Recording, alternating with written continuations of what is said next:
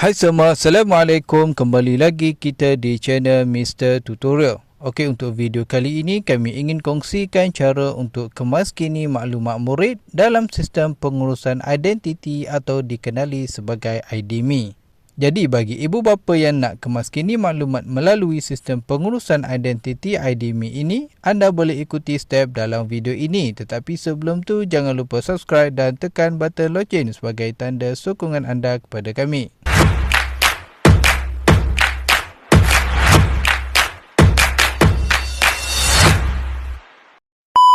Okey, pertama sekali anda perlu buka Google di telefon anda. Kemudian di sini anda perlu membuat carian MOE IDMI, okey? Dan di sini anda klik pada sini. Seterusnya anda akan dibawa ke halaman utama sistem pengurusan identiti IDMI ini. Okey, bagi yang belum mendaftar untuk sistem IDMI ini, anda boleh klik dan daftar terlebih dahulu. Untuk cara nak daftar sistem IDMI ini, anda boleh tengok video kami yang sebelum ini. Nanti saya akan letakkan link di ruangan komen. Okey? Okey, bagi anda daftar, anda boleh terus login masuk dengan masukkan nombor kad pengenalan anda di sini. Selepas tu, anda klik pada daftar masuk. Seterusnya, di sini sila pastikan kata kunci keselamatan yang dipaparkan di sini adalah milik akaun anda. Jika dah betul, anda klik pada ya ini. Dan kemudian anda perlu masukkan kata laluan anda di sini. Seterusnya anda klik pada daftar masuk.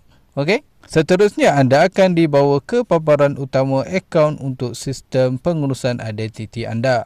So dekat sini apa yang anda perlu kemaskini maklumat di dalam sistem ini. Anda klik di aplikasi ini dan akan keluar paparan ini. So dekat sini anda klik pada pengurusan awam. Seterusnya, anda akan dibawa ke paparan dashboard anda. So, dekat sini anda perlu klik pada pengurusan profil ini. Dan akan keluar paparan ini. So, apa yang anda perlu buat? Anda perlu kemaskini kesemua 4 maklumat di sini. Anda perlu kemaskini maklumat peribadi, maklumat alamat, maklumat pasangan, maklumat anak jagaan anda. Okey, untuk bahagian pertama, kita klik pada maklumat peribadi. So, dekat bahagian ini akan keluar semua maklumat peribadi anda. So, anda perlu kemaskini maklumat anda yang belum anda kemaskini. Terutamanya yang ada tanda star ini. Okey? Okey, untuk pekerjaan ini, sekiranya anda tak bekerja, anda perlu tik yang ini.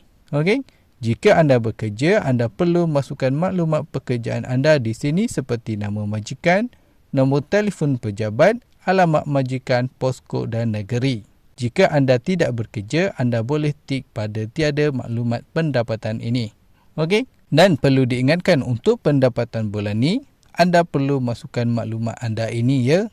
Yang ni paling penting ya, sebab sekiranya maklumat pendapatan tidak diisi, anak jagaan tuan-puan tidak akan diambil kira dalam senarai penerima bantuan walaupun layak. Okey? Okey, selepas semua maklumat dah diisi, anda perlu klik pada simpan. Maklumat profil anda berjaya dikemaskini. Okey. Okey, seterusnya untuk bahagian maklumat alamat, anda klik di maklumat alamat ini dan akan keluar paparan alamat tetap anda. Jadi anda perlu isikan maklumat alamat anda di sini. Selepas maklumat alamat anda dah diisi, anda perlu tik pada kotak ini sekiranya alamat tetap dan alamat surat menyurat berbeza. Okey?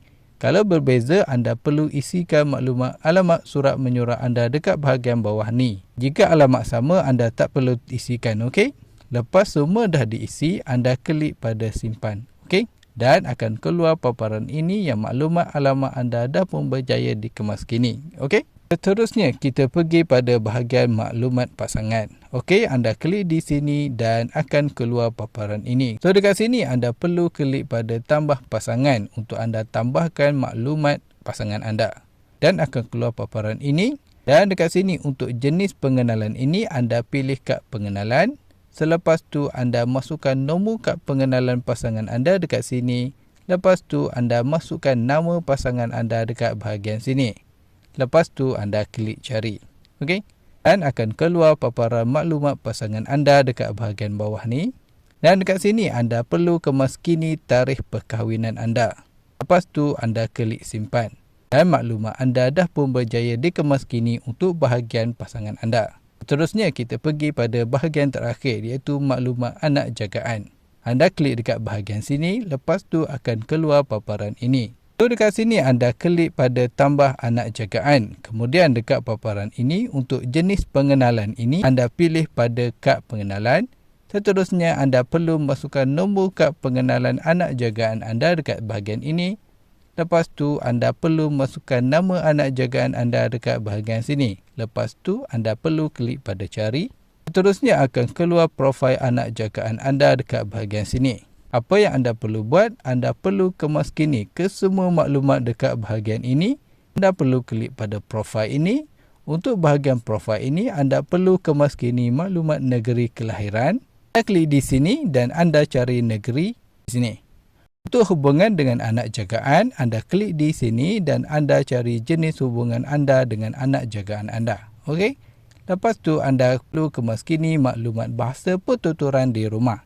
Lepas tu anda klik simpan dan maklumat anda dah pun berjaya dikemaskini untuk bahagian profil.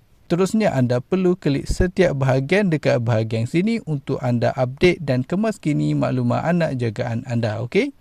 Lepas semua maklumat dah diisi dan dikemaskini, anda perlu klik pada pengesahan. Dan dekat paparan pengesahan ini, anda perlu tik pada kotak ini sebagai tanda pengesahan yang anda telah mengemukakan maklumat yang betul. Lepas tu anda klik pada hantar. So anda dah pun berjaya kemaskini semua maklumat murid di dalam sistem pengurusan identiti IDMI. Jadi setakat ini saja perkongsian kami untuk kali ini. Jangan lupa subscribe dan tekan button loceng sebagai tanda sokongan anda kepada kami. Jumpa lagi dalam next video. Assalamualaikum.